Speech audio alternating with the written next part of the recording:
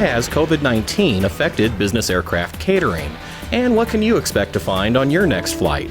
From the National Business Aviation Association, this is Flight Plan. I'm Rob Finfrock with your trusted source for business aviation news. There's not a single aspect of business aviation that hasn't been touched by the COVID-19 pandemic, and among the virus's earliest impacts was on aircraft catering and cabin services. In fact, at first, these services essentially stopped as crew members and passengers alike were understandably concerned about transmitting the virus through even casual contact. Now, more than 8 months later, many aspects of the in-flight meal experience have returned to something more resembling normal, and catering is again available for most business aviation flights. But how has that experience changed, and can we expect this to continue even after the pandemic finally ebbs? To answer those questions, I'm joined today by Roger Lehman, Vice President of Operations for Air Culinaire, and John Detloff, Chief Operations Officer for Da Vinci In-Flight Training Institute.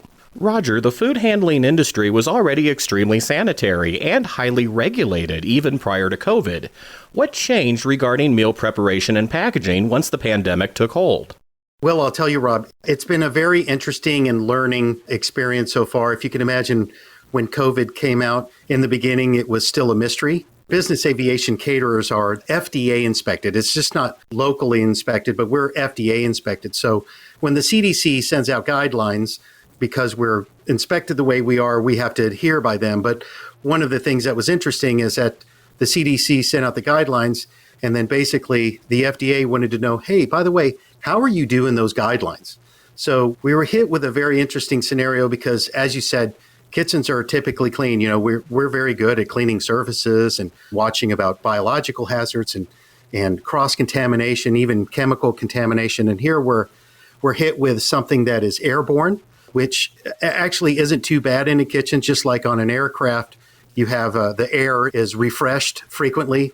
In a kitchen, they have a ventihood that 1 million cubic inches an hour is being replaced in a kitchen. So it makes it a little safer. But again, you know, you're dealing with something that's floating in the air and it's not in a liquid or something like that. So the big question for us is how do you handle it? And not just for our guests, but for the employees that worked in there. So we had to come up with a couple of scenarios. Obviously, the one, you know, we already wear gloves and all that, but it moved to wearing masks. It moved to using a product that is safe for food.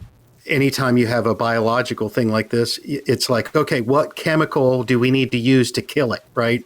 And when you're dealing with food, the last thing you want to do is contaminate your food with chemicals used to get rid of the coronavirus. So working with even some of our partners, and that came up with hypochlorous acid as a solution.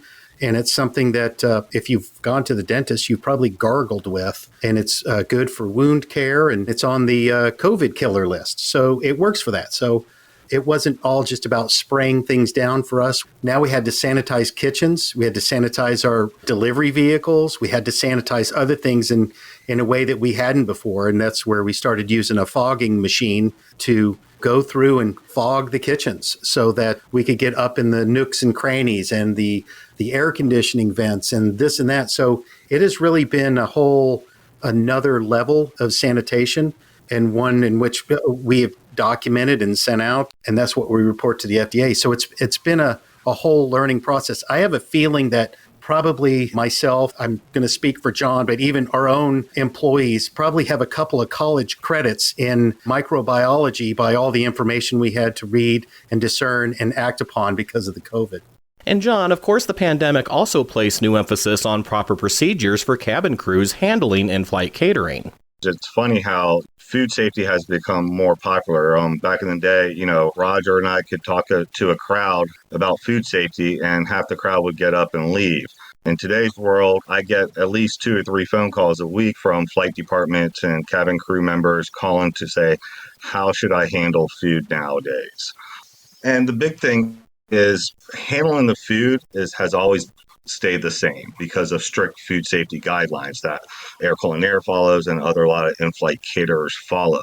My biggest key when it deals with handling food is actually to use an aviation caterer because they are trained in making sure that food is safe. So they use a cook to chill method compared to restaurants and hotels that use a cook to serve method.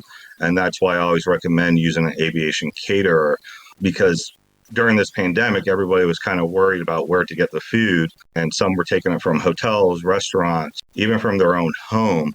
And there's a possible of more cross-contamination. So handling the food hasn't really changed that much, but I think everybody's taken all the necessary steps of making sure where they're getting that food and that supply chain is being followed.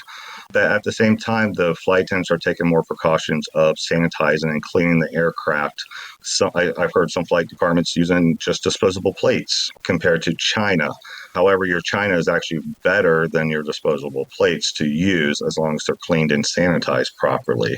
So a lot of flight crews now are going through, I'm going to say, food safety training protocols and getting their food handler certificate, and aviation food safety training certificate for their flight crew. So therefore their passengers feel safe that they have some training in food safety.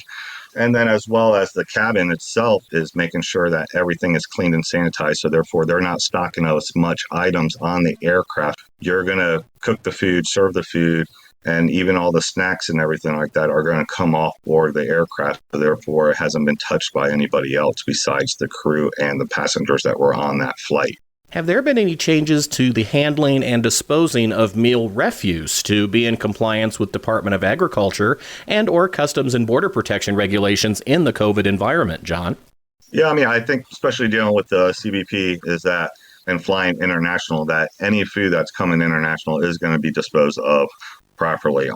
Back in the day, a lot of times flight crews will take the international trash and drop it out the back door, and that's it. Flight crews now sometimes have to carry the garbage, I'm going to say, and dump it into the dumpster so nobody else is handling it. That nowadays they're actually going through the aircraft much more detailed and making sure everything is off that aircraft that should be disposed of per the regulations. We'll have more from John and Roger in just a moment, but first, this word from NBAA. NBAA continues to lead the way in providing innovative events that help people connect, turn business opportunities into realities, and move the industry forward. That's the idea behind VBase, NBAA's all-new virtual business aviation convention and exhibition, where our industry can reconnect, regroup, and move not just online, but ahead. VBase will be the first ever completely immersive online business aviation trade show, incorporating many of the traditional elements of NBAA's successful live events. That includes more than 200 virtual 3D exhibit booths, 2 keynote presentations, press conferences, education sessions, and more. Taking place December 2nd and 3rd, VBase will bring our entire industry together with diverse and exciting content and offer the important opportunity to make connections with the largest number of customers and prospects in the business aviation marketplace. For more information about VBase and to learn more about complimentary registration for NBAA members, visit nbaa.org/VBACE. We're back now with John Detloff and Roger Lehman and our discussion about how COVID-19 has changed in-flight catering options and procedures on board business aircraft. Roger, has COVID affected the availability of any specific meals or ingredients used by Air Culinaire?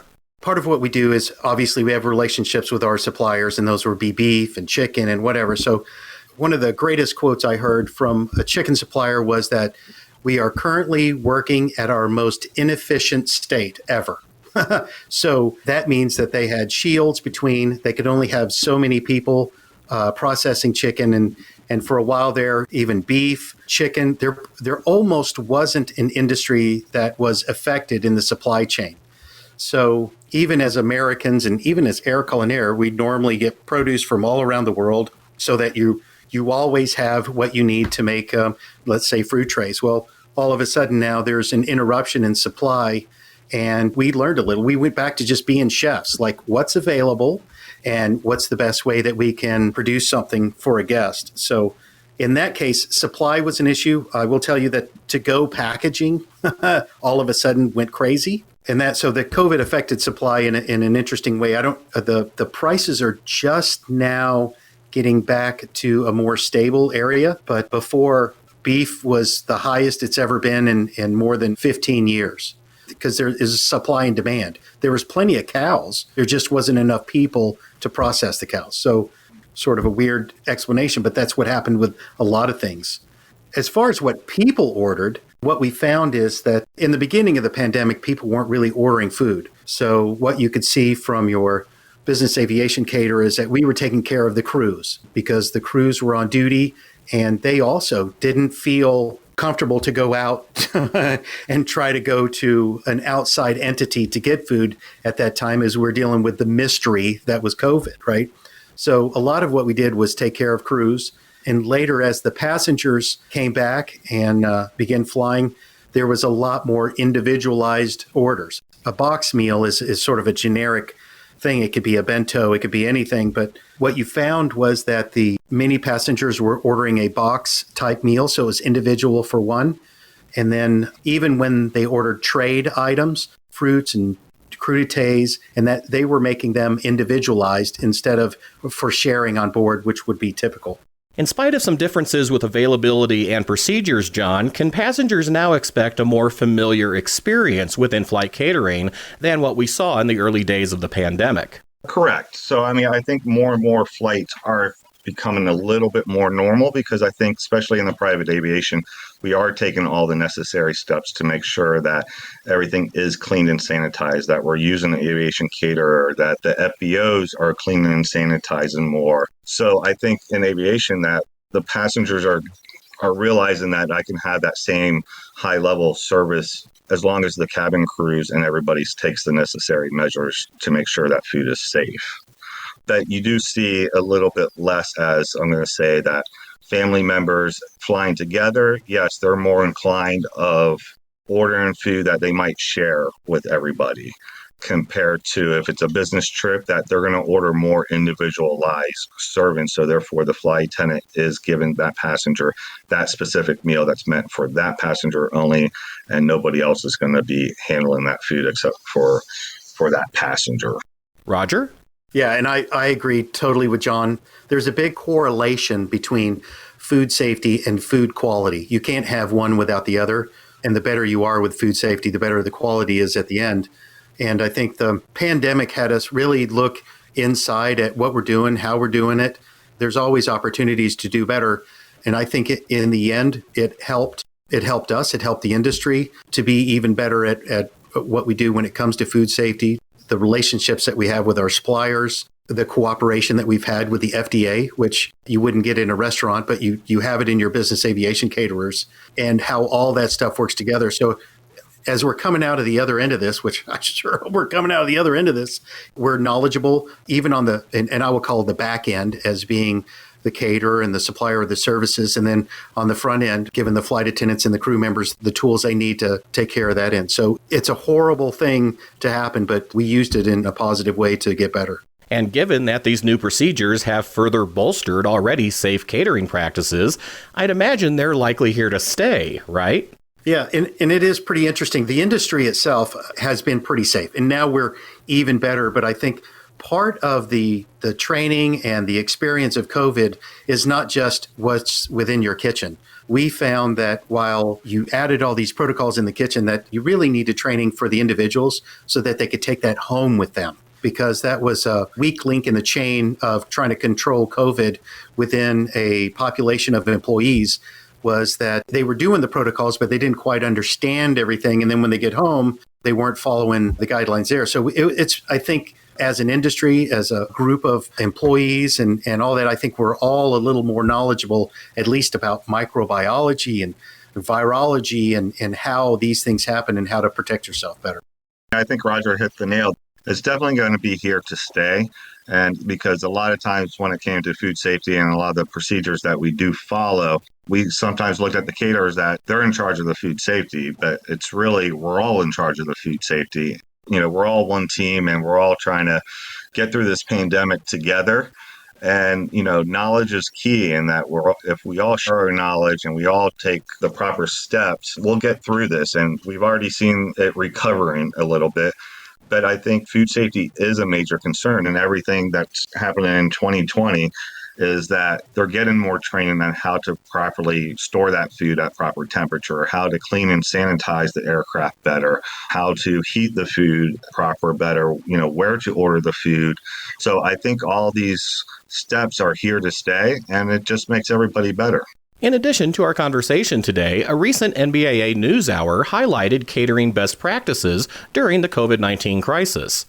For more information about this webinar and to watch a recording, visit nbaa.org/catering. And that's the latest from the National Business Aviation Association. Remember, you can subscribe to all Flight Plan episodes at Apple Podcasts in the App Store, wherever you find your favorite podcasts, including by asking Alexa or another connected device, or download them from nbaa.org. I'm Rob Finfrock. Thanks for listening, and join us next week for a new episode of Flight Plan.